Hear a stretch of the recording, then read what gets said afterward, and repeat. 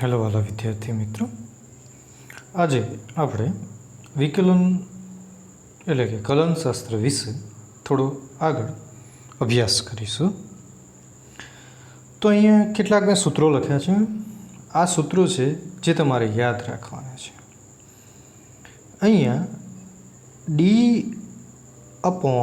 d/dx અને x ઉપર n ઘાત નું કોઈ એક સૂત્ર છે। આ સૂત્ર બરાબર n ઇન્ટુ એક્સ અને એની ઉપરની જે ઘાત છે n-x, એટલે કે કોઈ પણ પદમાં જ્યારે એક્સ ઉપર કોઈ પણ ઘાત આવશે તો એ ઘાત આપણે આગળ મૂકીશું અને એની જે ઘાત હતી, જે પણ આધાર હતો, એની ઘાતમાં એ ઘટાડો થશે। એવી જ રીતે જ્યારે સાઇન એક્સનું આપણે વિકલન કરીએ ત્યારે એ કોસ વિધેયમાં પરિણમે છે। એવી જ રીતે કોસનું વિકલન કરીએ છીએ ત્યારે માઇનસ સાઇન એક્સમાં પરિણમે છે। એવી જ રીતે અહીંયા ટેન એક્સનું વિકલન કરીએ d/dx તો એ સેક સ્ક્વેર થઈ જાય। એવી જ રીતે અહીંયા log lnની વાત કરી છે, log uનું આપણે એ જ d/dux u સાથેનું વિકલન કરીએ તો 1/u મળે, જેનું ધારો કે એવી જ રીતે એક્સનું અહીંયા મેં બતાડ્યું સૂત્ર કે ln xનું આપણે વિકલન કરીએ તો જવાબ આપણને l1/x મળે છે। અહીંયા અમે થોડા ઘણા જ સૂત્રો લીધેલા છે, હજુ ઘણા બીજા સૂત્રો આવશે, એ આપણે બીજા સમમાં એટલે થોડા આગળના ભાગમાં જોઈશું। જેટલી જરૂરિયાત છે એટલા સૂત્રનો આપણે ઉપયોગ કરીશું। તો આની અંદર આવી હાલ તો ખાસ એક સૂત્ર અગત્યનું છે જે આપણા માટે જરૂરી છે, એ છે આ સૂત્ર કે d/dx આપણે એક્સ ઇનનું d/dx વડે વિકલન કરીએ તો આપણને જવાબમાં nx n-1 વડે મળે છે। તો હાલ માત્ર આ સૂત્ર આપણે યાદ રાખીશું અને તૈયાર કરીને આપણે આગળનો દાખલો જોઈએ, જેના વિશે તમને હજુ વધુ માહિતી મળશે। અને આ જે સૂત્રો છે એ સૂત્રો તમે 5 વાર લખીને તૈયાર કરવા, જેથી કરી જ્યારે પણ આપણે ભવિષ્યમાં જરૂર પડે તો તમને આવડે। બીજા પણ આપણે આવશે, ઘણા બધા સૂત્રો આવશે, અભ્યાલ માત્ર આટલા સૂત્રો જ આપણે જોઈશું, બીજા પણ છે જ, બરાબર। ચોપડીના છેલ્લાના ચેપ્ટર 3ના છેલ્લા પેજ ઉપર પણ વિકલન અને સંકલન વિશે વધારે ચર્ચા કરેલી છે। તો હવે આપણે આગળના જે ગઈકાલના આગળના દાખલા તરફ આગળ વધીએ। ઓકે, તો ગઈકાલનો જે દાખલો હતો ઉદાહરણ નંબર 3.2, જેની અંદર તમે જોઈ શકશો કે આ પદાર્થ અથવા તો કોઈ કણનું સ્થાન આપેલું છે। એ કણનું સ્થાન a+b × t² છે, જ્યાં અચળાંકમાં a બરાબર 8.5 મીટર અને જ્યાં b બરાબર 2.5 મીટર પર સેકન્ડ આપેલું છે। તો આની અંદર t બરાબર 0 સમયે તેનો વેગ શોધવાનો છે અને 2 સેકન્ડથી 4 સેકન્ડ સુધીનો સરેરાશ વેગ શોધવાનો રહેશે। તો હવે આની અંદર આપણે વિકલનનો ઉપયોગ કરીશું, કારણ કે તાક્ષણિક વેગ શોધવાનો છે તો આપણે વિકલનનો ઉપયોગ કરવો જ પડે। એની સાથે આપણે સૂત્રની જે વાત કરી તે સૂત્ર યાદ રાખવાનું, dx ઉપર n ઘાત ભાગાકારમાં dx, એટલે કે આપણે xnનું xની સાપેક્ષનું વિકલન કરીશું તો આપણને જવાબ nx બરાબર n-1 મળે છે। તો હવે સૌથી પહેલાં આપણે જે શોધવાનું છે એ સૂત્ર આપણને આવડવું જોઈએ। તો શું શોધવાનું? તાક્ષણિક વેગ। તો તાક્ષણિક વેગનું સૂત્ર આવડવું જોઈએ। તો શું સૂત્ર હતું? v(t) એટલે જે તે સમયનો વેગ અને dx(t)/dt, એટલે કે xનું સમય સાપેક્ષનું વિકલન, xનું સમય સાથેનું વિકલન વડે દર્શાવાય છે। હવે આપણે એક કામ કરીએ, એની અંદર વિકલનની અંદર આપણે એક સ્ટેપની કિંમતો મૂકતા જઈએ। તો જો એક્સ ઓફ ટીનું જે સૂત્ર હતું એ સૂત્રની સૌથી પહેલાં કિંમત મૂકી, બીજું આગળનું પદ ડી અપોન ડી હતું એવું ને એવું રાખ્યું. તો એક્સ ઓફ ટીની કિંમત હતી એ પ્લસ બી ટી, જે કિંમત હતી એ કિંમત મૂકી. હવે એક એક અલગ અલગ પદનું અહીંયા વચ્ચે પ્લસ છે માટે આપણે બે પદ છે એ પ્લસ બી ટી, એટલે કે પહેલાં એનું વિકલન કરીએ અને પછી બીનું વિકલન કરીએ. તો હવે સૌથી પહેલાં અહીંયા આ એનું, અહીંયા ધારો કે એનું વિકલન કર્યું, ડી અપોન ડીટીનું એની સાથે વિકલન કર્યું, અને બીજું બી ટી સ્ક્વેર સાથેનું વિકલન કર્યું. તો હજુ આપણે એક વિકલનનું સૂત્ર હજુ યાદ રાખવાનું છે, એ પણ તમે 5 વાર લખી કાઢવાનું, બરાબર છે. શું? તો કોઈ પણ અચળ પદનું આપણે વિકલન કરીએ તો અચળ પદનું વિકલન હંમેશા જવાબમાં 0 આવે છે. તો આ સૂત્ર પણ આપણે યાદ રાખવાનું છે. કોઈ પણ અચળ પદની કિંમત હોય તો એનું વિકલન કરતાં હંમેશા જવાબ 0 મળે છે.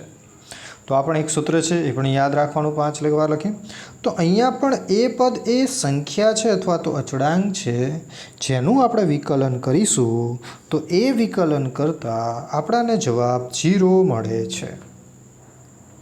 હવે બી અને ટી, બી સાથે ટી ગુણાકારમાં છે એટલે એકલો બી નથી, તો વિકલન તો ટીની સાપેક્ષનું છે એટલે માત્ર ટીનું જ થાય. તો બી અચળ પદ છે એટલે એ પદને આગળ ગુણાકારમાં લીધા. તો અહીંયા જુઓ, મેં પહેલાં આગળ ગુણાકારમાં લીધું, પછી D upon D into T square લીધા છે.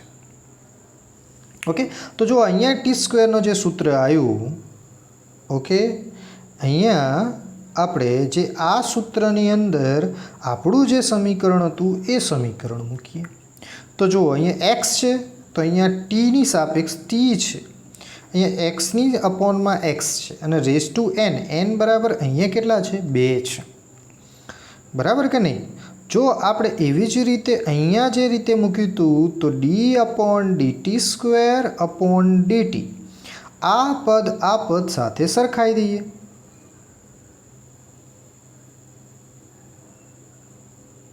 જો D upon DT square upon DT, okay, તો ડી તો થઈ ગયા. અહીંયા એક્સ હતા જ્યારે અહીંયા ટી છે, બંને સેમ છે. હવે આપણે આનું વિકલન કરીએ. એન ઘાત અહીંયા આગળ લીધી હતી, એવી રીતે 2 ઘાત હતી એટલે 2 ઘાત આપણે આગળ લઈ લઈશું. પછી અહીંયા એક્સ હતા જ્યારે અહીંયા ટી છે એટલે અહીંયા ટી લઈ લઈશું. અહીંયા n -2 એટલે શું થાય? 2 - 1. શું થાય? 2 - 1 થાય. તો માટે આપણી જોડે જવાબમાં શું રહે? 2 તો જેમ હતા એમ જ લખીશું, ટી હતા એ ટી, અને 2 - 1 એટલે જવાબ શું થાય? 1 થાય. એટલે કે આપણી જોડે જે વિકલન થયું, શેનું વિકલન? તો ડી ટી સ્ક્વેર અપોન ડીટીનું વિકલનનો જવાબ 2t1 મળે છે. બરાબર દોસ્તો, તો આ તમને ખબર પડી ગઈ હશે. તો અહીંયા વિકલન મેં એ જ કર્યું, 2 જે હતા એ આગળ લઈ લીધા અને ટી હતા એ 2 - 1 કરી દીધા, એટલે જવાબમાં થઈ ગયો 2t1. તો હું સમજુ છું તમને આવડી ગયું હશે. તો આવી રીતે બધા જ સૂત્રોનો આપણે ઉપયોગ કરીને આપણે જવાબ લાવીશું. તો હવે આગળ જઈએ. તો અહીંયા આપણી જોડે જે જવાબ મળ્યો 0 + બી, આ શું છે? તો વી ઓફ ટી છે, જે તે સમય માટેનું વેગ. તો 0 + બી 2t1 મળ્યું. હવે બીની કિંમત મૂકીએ તો બીની કિંમત શું આપેલી છે? તો બી બરાબર 2.5 મીટર સેકન્ડ સ્ક્વેર. તો આપણે કિંમત મૂકી દીધી બીની 2.5 × 2 × ટી. હવે આનો ગુણાકાર કરી દઈએ તો 2.5 × 2 એટલે થઈ જાય કેટલા? તો 5 × ટી, 5t જે થયો એ આપણાને સરેરાશ વેગ માટેનું સમીકરણ બન્યું. હવે આ જે સમીકરણ બન્યું 5t, એની અંદર આપણે કોઈ પણ સમય માટેનો વેગ શોધી શકીએ. તો શરૂઆતમાં ધારો કે આપણે t = 0 સમાન લઈએ તો v વી ઓફ ટીની અંદર ટીની કિંમત 0 મૂકીએ તો 5 ક્રોસ 0 એટલે જવાબ મળે 0. એટલે શું થયું કે ટી બરાબર 0 સમયે તાક્ષણિક વેગ પણ 0 હોય છે. હવે બીજા સેકન્ડ માટે 2 સેકન્ડ માટે જો 2 સેકન્ડ માટે શોધીએ તો ટી વી ઓફ ટી બરાબર 2 સેકન્ડ તો 5 × 2 બરાબર 10 સેકન્ડ. તો 2 સેકન્ડ માટેનો વેગ મને 10 મીટર પર સેકન્ડ મળે છે. એવી જ રીતે આપણે 4 સેકન્ડ માટે લખીએ. કેટલા સેકન્ડ માટે લખીએ? 4 સેકન્ડ માટે લખીએ. તો 4 સેકન્ડ માટે લખીએ તો વી ઓફ ટી બરાબર 4 સેકન્ડ તો 5 ક્રોસ 4 તો 20 મીટર પર સેકન્ડ લખાય છે. તો આવી રીતે તમે કોઈ પણ જે તે સમય માટેનો વેગ શોધવો હોય તો માત્ર આટલા જ સમીકરણની અંદર ટીની કિંમત મૂકીને આપણે જે તે સમય માટેનો તાક્ષણિક વેગ શોધી શકાય છે. તો આવી રીતે હું ઘણા હજુ એક્ઝામ્પલ આપીશ જેની અંદર તમારે જાતે દાખલા ગણવાના રહેશે. ઓકે, હવે આનો આપણે બીજો ભાગ જોઈએ. તો બીજા ભાગમાં શું છે? તો બીજા ભાગમાં આપણે સરેરાશ વેગ શોધીશું. શું શોધીશું? સરેરાશ વેગ. એટલે વી બાર અથવા તો વીને કેટલીક વાર આવી રીતે પણ સરેરાશ વડે દર્શાવાય છે. તો આ પણ સરેરાશ વેગ જ દર્શાવાય છે. તો સૂત્ર શું હતું તે ખબર જ છે, x of T2 minus x T21 અને T2 માઇનસ T1. તો અહીંયા 2 સેકન્ડથી 4 સેકન્ડ વચ્ચેનો સરેરાશ વેગ શોધવાનો છે. એ પ્રશ્ન છે આપણો. તો હવે સૌથી પહેલાં આપણે એક્સની કિંમતની વાત કરીએ તો એક્સની કિંમત શું હતી? તો એક્સ બરાબર a plus B T square. હવે જેની અંદર એક્સની T1 સેકન્ડ માટેનો શોધવો છે તો માટે એની કિંમત T1 બરાબર 2 મૂકતા. તો ટીની અંદર આપણે 2 મૂકીએ એટલે અહીંયા ટીની અંદર મેં 2 મૂક્યા. ઓકે, તો જો આવી જ રીતે આપણે હવે કિંમતો મૂકીએ છીએ. તો આની અંદર આપણે કિંમત મૂકતા એક્સ ઓફ T1 બરાબર a 2 દુ 4 એટલે કે a પ્લસ 4b બને છે. જેને આપણે સમીકરણ નંબર 1 અને આગળનું જે હતું સમીકરણ નંબર 1 કીધું, આને સમીકરણ નંબર 2 કહીશું. તો આપણી જોડે સૂત્ર શું બન્યું ભાઈ? તો એક્સ ઓફ T1 બરાબર a પ્લસ 4b. એવી જ રીતે એક્સ માં T2 બરાબર 4 સેકન્ડ માટે લઈએ તો a પ્લસ બી 4નો સ્ક્વેર. તો માટે એક્સ ઓફ T2 બરાબર a પ્લસ 16b એટલે કે 16b. એટલે મારી જોડે x2 બરાબર a પ્લસ 16b એટલે કે સમીકરણ નંબર 3 વડે દર્શાવી શકાય. તો આમ હવે સરેરાશ વેગની અંદર આપણે આ ત્રણેય કિંમતો મૂકી દઈએ. એટલે કે સમીકરણ નંબર 1, સમીકરણ નંબર 2 અને 3ની કિંમત મૂકતા. બરાબર છે. તો સૌથી પહેલાં આપણે વેગનું સૂત્ર યાદ હોવું જોઈએ. તો વી બાર બરાબર શું હતું? તો વી બાર બરાબર અહીંયા શું હતું? એક્સ T1, અહીંયા શું હતું? એક્સ T2, અહીંયા શું હતું? એક્સ T1, અહીંયા T2, અહીંયા T1. તો દરેકની આપણે કિંમતો મૂકી દઈશું. તો એક્સ ઓફ T2 બરાબર જે કિંમત હતી એ પ્લસ 16b, પછી માઇનસ એક્સ T1ની કિંમત મૂકી a પ્લસ 4b અને ભાગાકારમાં T2ની કિંમત 4 અને T1ની કિંમત 2 મૂકી. હવે આનું સાદું રૂપ આપીએ તો એ હતા એ રહેશે, પ્લસ હતા પ્લસ 16b રહેશે, પણ અહીંયા પ્લસ ઓર માઇનસ એટલે માઇનસ a થઈ જશે અને પ્લસ ઓર માઇનસ એટલે માઇનસ 4b થઈ જશે. તો જુઓ અહીંયા પ્લસ a છે અને અહીંયા માઇનસ a છે એટલે પ્લસ માઇનસ a ગયા.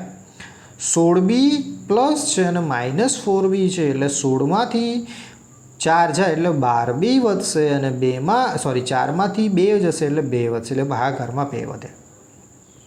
એટલે અંશ અને છેદમાં અંશમાં 12b છે અને છેદમાં 2 છે. તો હવે આ બંનેનો આપણે શું કરી દઈએ? ભાગાકાર. એટલે 12/2 એટલે કેટલા થશે? 6b. હવે બીની કિંમત આપણને આપેલી છે 2.5. તો 2.5 કિંમત મૂકી દો એટલે આપણને જવાબ મળી જાય 6 ગુણ્યા 2.5 એટલે 15 મીટર પર સેકન્ડ. તો આવી રીતે આપણને આ જે વેગ મળ્યો એ વેગ આપણને 2 થી 4 સેકન્ડ દરમિયાનનો સરેરાશ વેગ દર્શાવે છે. તો આજે આ જે એક જ દાખલાની અંદર જે આ બે રીત છે એ રીત આજે તૈયાર કરવાની રહેશે. બરાબર. બીજા આ કેટલાક દાખલા છે એ દાખલા તમારે જાતે આજે ઘરે હોમવર્કમાં કરવાના રહેશે. ઓકે. જો હવે તમને કદાચ ખબર પડી હશે કે ગઈકાલે આપણે તાક્ષણિક વેગની વાત કરી હતી. અહીંયા તાક્ષણિક વેગની અંદર જો આ સૂત્ર લખ્યું હતું x ઓફ t1 0.0 t1ની ઘન, એવી રીતે x of t2 is equal to 0.08 t2 અને એનામાં ડેલ્ટા એક્સ બરાબર x of t2 minus x t1.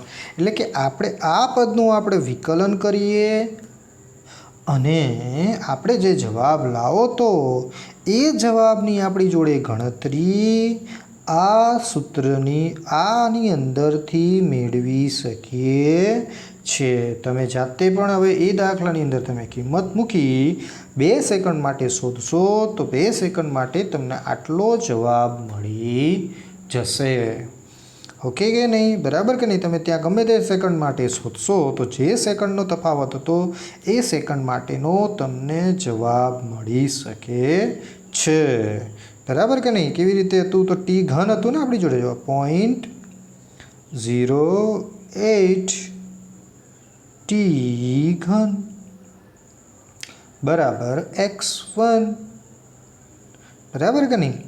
હવે આનો આપણે કોઈ બી સેકન્ડ માટેનો વેગ શોધવો છે તો વેગ માટે અંતર ભાગ્યા સમય એટલે સ્થાનનું આપણે વિકલન કરવું પડે. એટલે વિકલન આપણે કરીએ તો dx અપોન dt.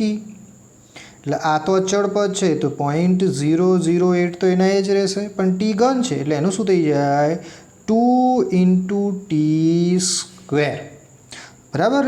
સોરી, ઘન હતા એટલે એનની કિંમત આગળ આવે એટલે 3 આગળ આવે અને પાછળ શું થાય n-1 એટલે 3માંથી 1 જાય એટલે જવાબ આવે 2.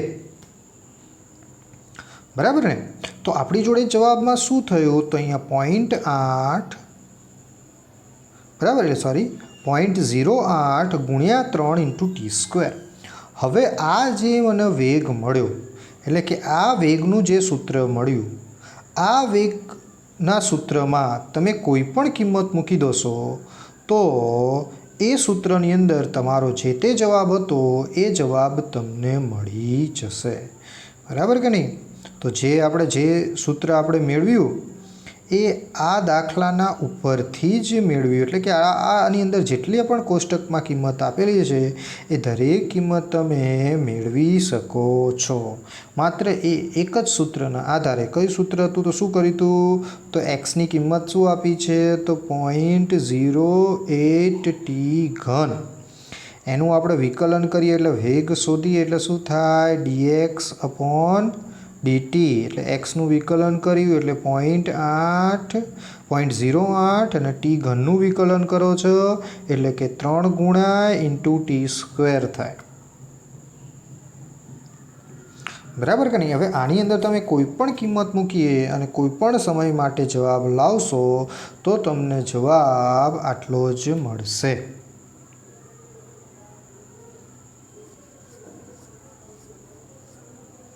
એટલે કહેવાનો મતલબ એમ કે જે એક્સની કિંમત આપી હોય તો આના આધારે આપણે કિંમતો શોધી શકાય. અહીંયા કિંમતના આધારે શોધી છે. બરાબર. આપણે જે કિંમત શોધો તો એ આના આધાર જેવી મેળવી શકાત.